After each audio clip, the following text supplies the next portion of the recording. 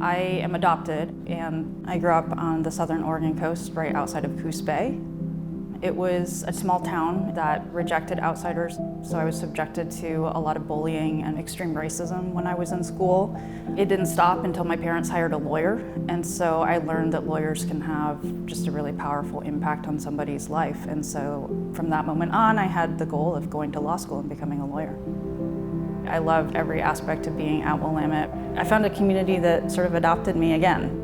I graduated from law school in 2001 and was able to obtain a job at the Attorney General's office and spent half a dozen years there. And then I went into management at the Department of Justice. And in 2012, I was asked by then Governor Kitzhaber to be his chief legal advisor. And as the governor's lawyer, I got to help in the appointment of judges all across the state, and I reviewed every law and recommended whether or not the governor should sign it or veto it, which was a great honor. For most of my career, I've worked literally across the street. So I've always maintained a fairly close connection to Willamette.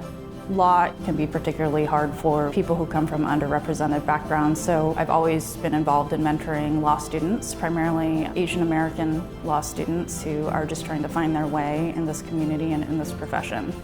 Having the Asian Pacific American Law Student Association name and award in my honor was humbling and really impactful.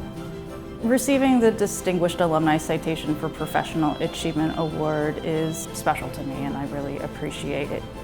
We need more diverse law students, so making sure that diverse law students feel like they have a place here is something that will keep me coming back.